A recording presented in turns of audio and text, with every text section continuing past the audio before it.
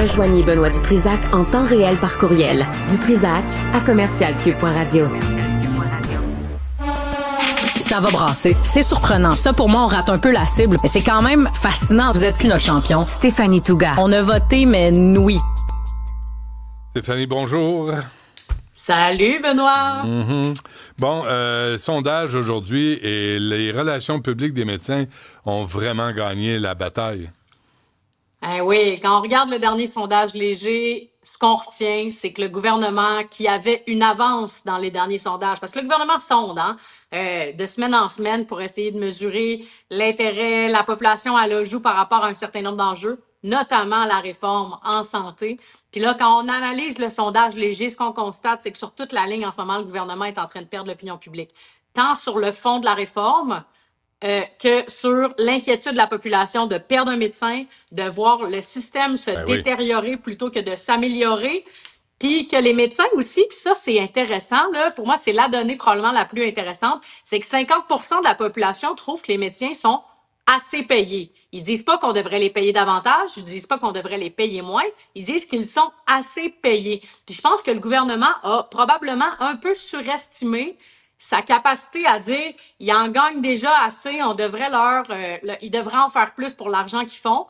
Ce que le sondage indique, c'est plutôt que les Québécois disent regarde, là, on n'a pas assez de services. Là, je pense que ça, il y a un consensus dans la population que ça n'a pas de bon sens qu'il y a 1,5 million de Québécois qui n'ont pas d'équipe de soins.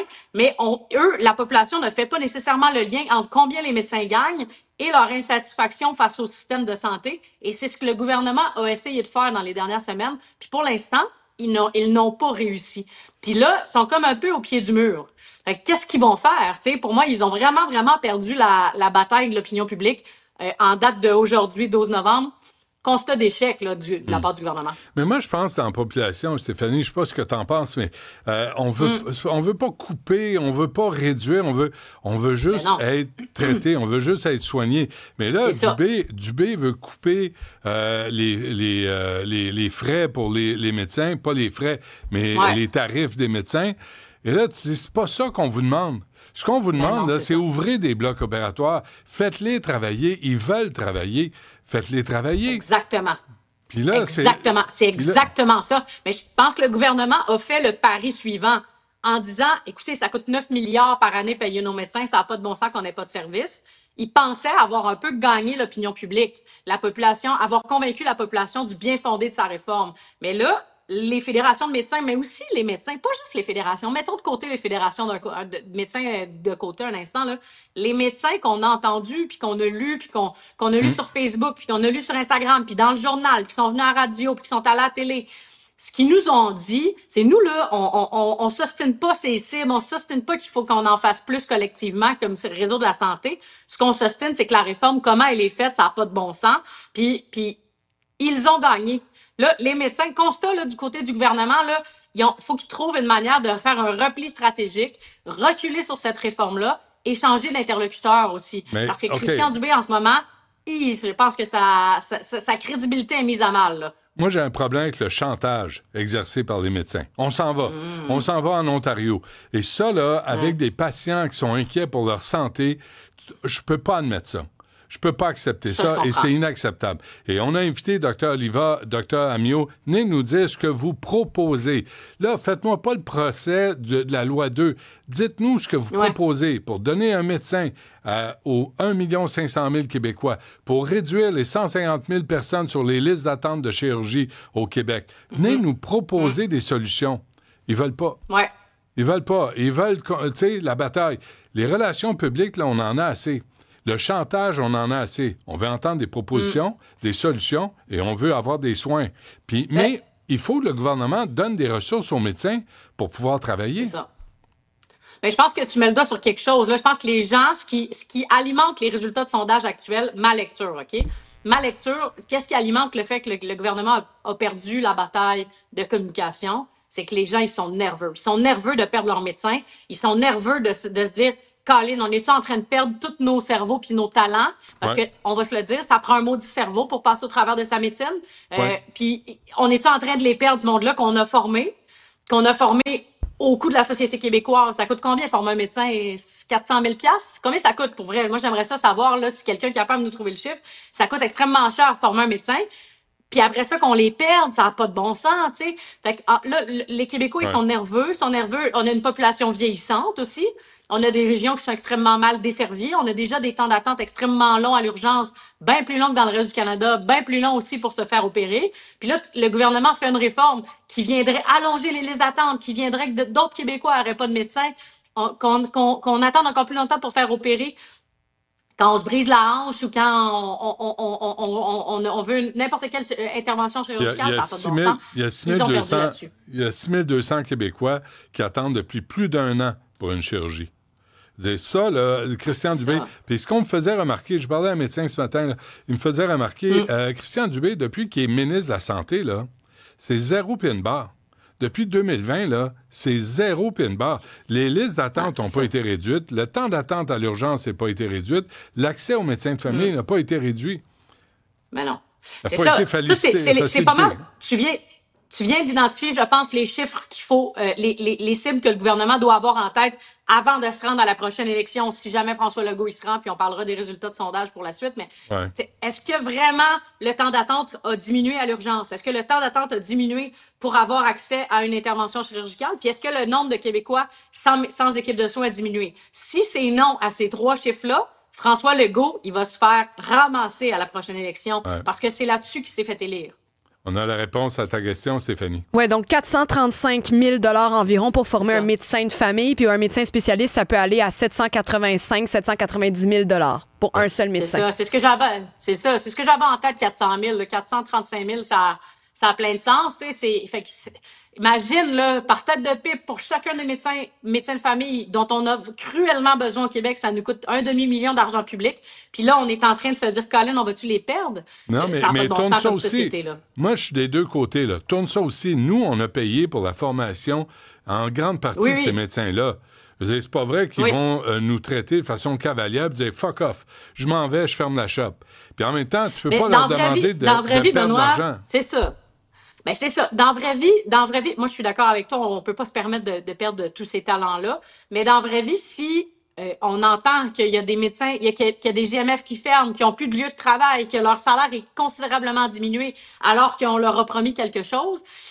Je comprends qu'ils se disent, coudonc, c'est quoi mes options, là, tu sais, où est-ce que je m'en vais, là? Moi, là, j'ai une hypothèque à payer, comme toi puis moi. J'ai fait un budget en début d'année avec X salaire, puis là, peut-être qu'on va réduire mon salaire de 15, 20, 30, 35 %.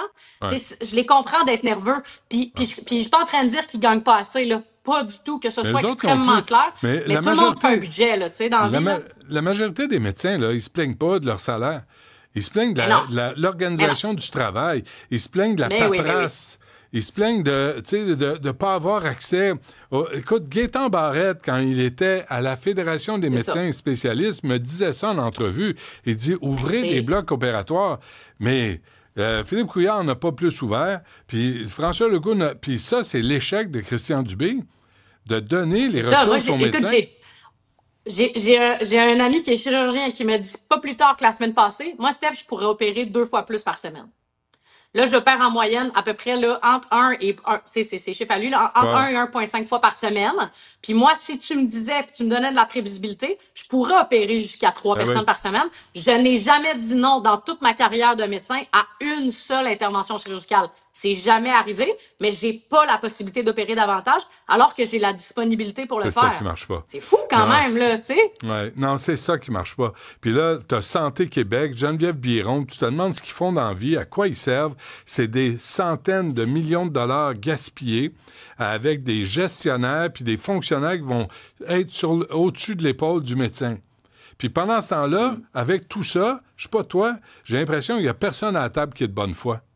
Il n'y a personne à la table pour dire « Hey, on va pas le faire pour notre ego, on va pas le faire parce qu'on fait du corporatisme, on va le faire parce qu'on aime notre métier, puis les gens méritent d'être soignés en temps et lieu. » Ben c'est ça. Je pense que là, en ce moment, le gouvernement aussi, tu sais, les fédérations de médecins, la population n'a pas de contrôle là-dessus. C'est-à-dire que les médecins élisent leurs leaders puis ils font leurs affaires.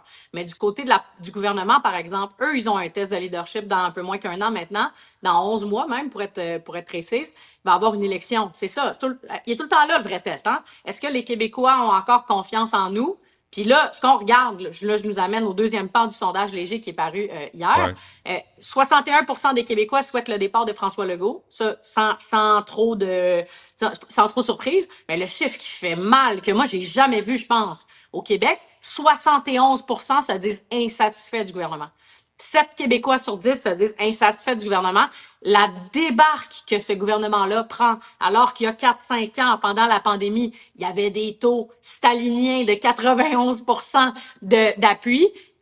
On vit dans un contexte politique complètement différent. Et là, François Legault a pas vraiment d'option devant lui. Là, il donne un coup de barre cet automne-là. Il dépose son projet de loi constitution, réduit les cibles en immigration, s'en prend aux centrales syndicales en essayant de réduire le pouvoir syndical, s'en prend aux médecins, donne un coup de barre dans le milieu de la santé. Tu sais, ils essayent, là, ils ont des chantiers, puis ils se disent, ça, c'est ce que la population veut, puis on va donner un coup là-dedans. Tout ce qu'ils font en ce moment, ça paye pas. Ils n'arrivent pas à faire bouger l'aiguille. Le lien de confiance puis l'écoute que la population a envers ce gouvernement-là, en ce moment, c'est rompu. Fait qu'il n'y a plus d'écoute. Là, on ne parle pas d'éducation.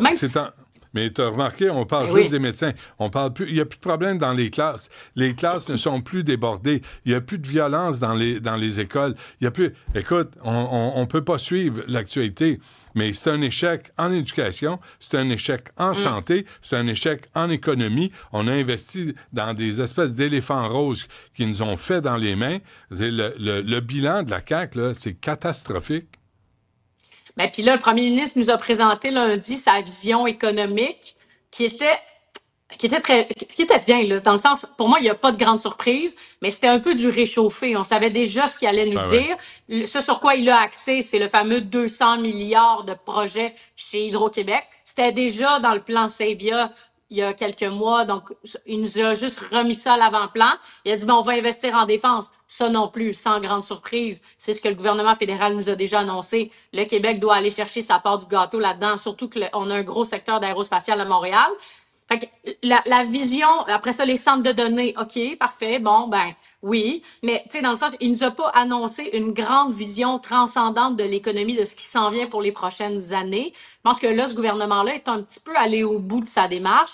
Bien qu'ils essaient là, de proposer quelque chose aux Québécois, d'un, je pense qu'ils sont épuisés. Il y a une l'usure du pouvoir. Mais de deux, pour vrai, moi, je pense que le lien en ce moment de confiance, il est rompu avec la population, entre François Legault et la population.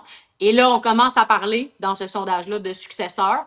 Un des noms qui circule beaucoup, c'est Guy Cormier. On en a déjà parlé. Guy Cormier, l'ancien de chez Desjardins, qui est à la retraite. Lui aurait dit, il y a quelques mois, ça m'intéresse pas la politique.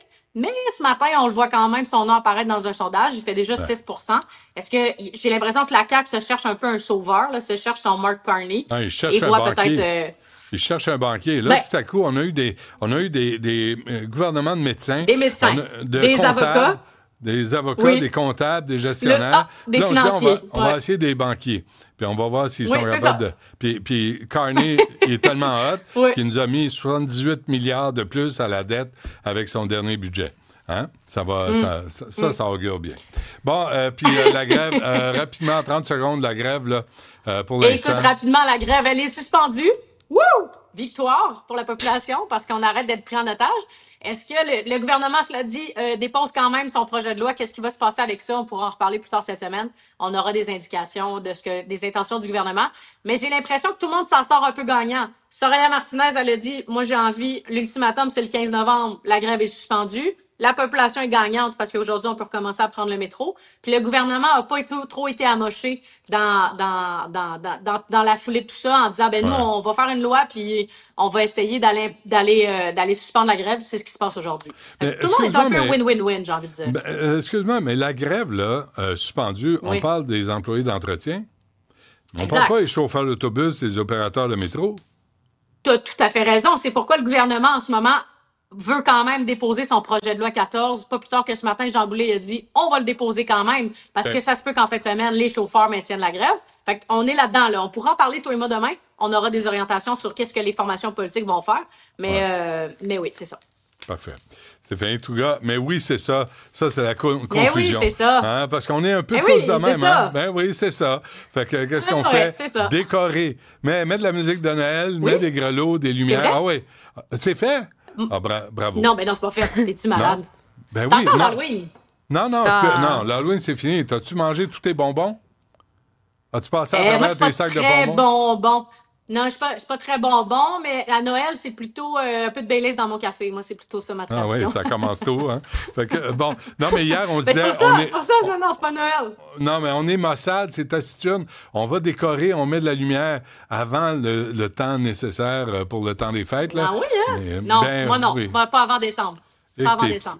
Psychorigide, ça se peut pas. Merci, Stéphanie. Demain.